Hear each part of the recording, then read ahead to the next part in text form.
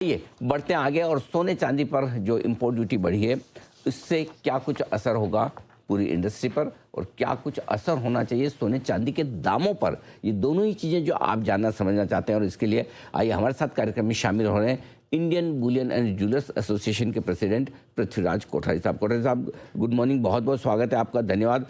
इससे पहले कि इंडस्ट्री पर क्या इम्पैक्ट होगा, कैसे बिजनेस प्रभावित होंगे, एक बार पहले प्राइस इम्पैक्ट आपसे समझना चाहता हूं, क्योंकि लोग ये जानना चाहते हैं कि नेट 9% ड्यूटी बढ़ी है, लेकिन दाम जो है सोने चांदी के MCX पर 6% के आसपास बढ़े हैं। ये 3% का फर्क क्यों? क्या और दाम बढ़ सकते हैं या फिर इतना ही इम्पैक्ट आना रीजनेबल है? समझाएं जरा सर। देखिए, अभी जो पहले कस्टम ड्यूटी 1 किलो गोल्ड के ऊपर 8,31,200 रुपया थे, उसकी बढ़ के 20,78,000 हो गई है। और सिल्वर की जो ड्यूटी 14,800 रुपया पर किलो थी, उसको बढ़ के 37,150 रुपीज किलो हो गई है अभी। तो ये जो इफेक्ट आया है, नो डाउट इसमें लोगों के पास स्टॉक भी होता है, प्रॉफिट टेकिंग भी होती है, और जो लॉन्ग बैठे हो वो लोग प्रॉफिट टेकिंग करते हैं।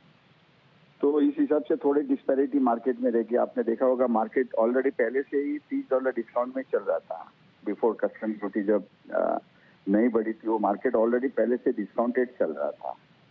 तो इस हिसाब से उतना इफेक्ट तो ये रहेगा 2-3% 3-4% डिस्पैरिटी रहेगी। जब इंटरनेशनल मार्केट सपोज अगर $4,400-4,500 आ जाता है, तब ये 15% ड्यूटी जाके उसको पूरा इफेक्ट करेगी। अनलेस ये मार्केट अभी ऐसे कोई मैरिज सीजन नहीं है, ahead of A rainy season है, तो ये थोड़ा सिलेक्ट मार्केट रहता है, इसमें डिस्पैरिटी ये उतनी रहेगी।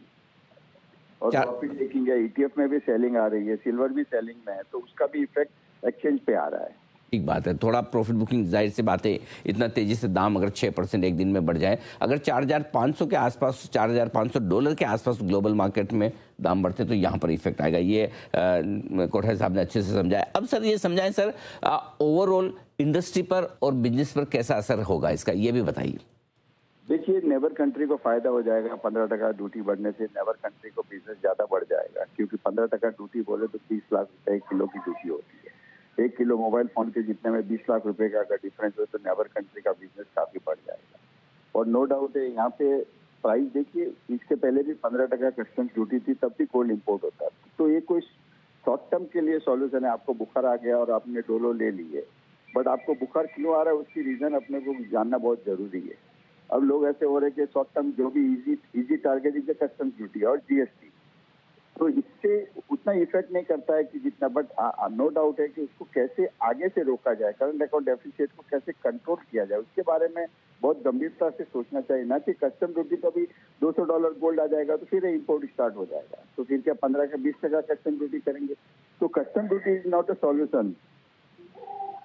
कोठारी साहब, चूंकि सरकार को ये लगता है कि कच्चे तेल के बाद सबसे ज़्यादा अगर डॉलर हमारे खर्च हो रहे हैं तो वो सोने चांदी के इंपोर्ट में हो रहे हैं, और उन्हें वो प्रोडक्टिव शायद नहीं मानते हैं, इसलिए उन्हें लगता है कि साल भर नहीं भी खरीदेंगे तो क्या फ़र्क पड़ जाएगा।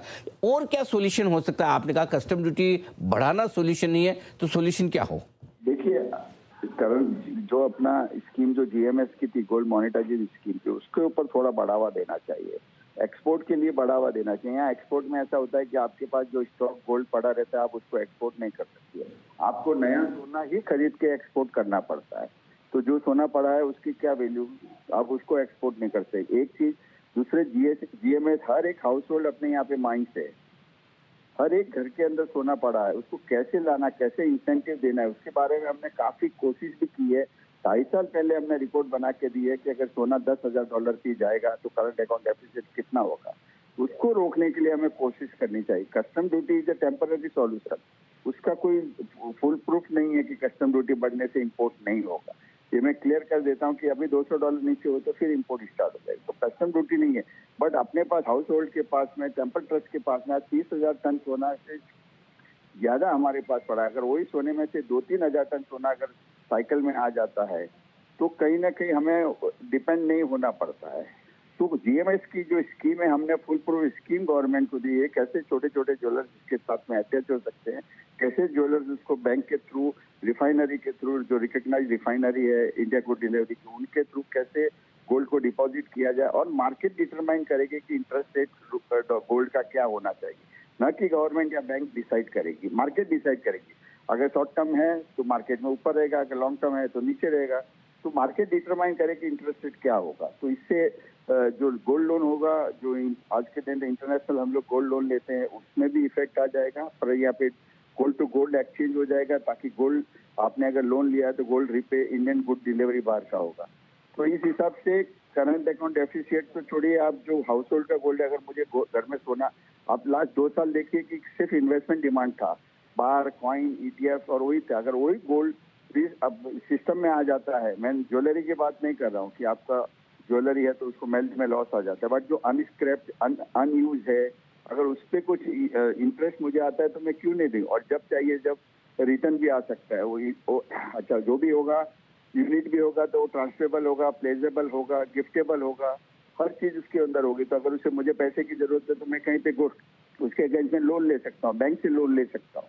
तो ऐसे पूरा स्ट्रक्चर बना के गवर्नमेंट को दिया हुआ है, ताकि उसके ऊपर मेहनत थोड़ी करनी पड़ती है बैंकों के साथ में, क्योंकि हमारे यहाँ पे रेगुलेटरी बहुत है। अमुक आरबीआई के अंदर में है, अमुक मिनिस्ट्री ऑफ कॉमर्स में है, कुछ चीजें मिनिस्ट्री ऑफ फाइनेंस के अंदर आती है। तो बहुत सी जगह पे जाके वो फाइलें घूमती है।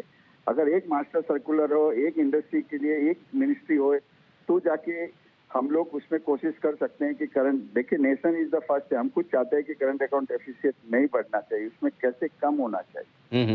ये सब जानते हैं कि करंट अकाउंट, ऑयल की प्राइस नहीं, मैं तो आगे की सोच रहा हूँ। ऑयल तो समझो अगर $7 भी आ जाए, बट गोल्ड $10,000 होगा तब क्या।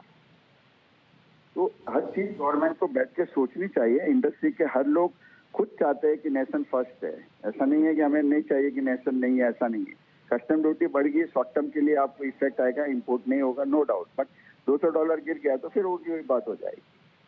ये आपकी पॉइंट ये बिल्कुल ठीक है कि कुछ एक बड़ा और परमानेंट सॉल्यूशन ढूंढा जाए, जैसे में गोल्ड मोनेटाइजेशन स्कीम जैसी स्कीम्स आगे बढ़ाई जा सकती है। और भी बहुत ही बेहतरीन सुझाव आपने कोठारी साहब दिए आपने, मैं उम्मीद करता हूं कि सरकार तक पहुंचेंगे भी और उस पर एक्शन भी होगा। आज के लिए बहुत बहुत धन्यवाद, thank you so much sir, बहुत बहुत शुक्रिया आपका ये पूरा एनालिसिस देने के लिए। आइए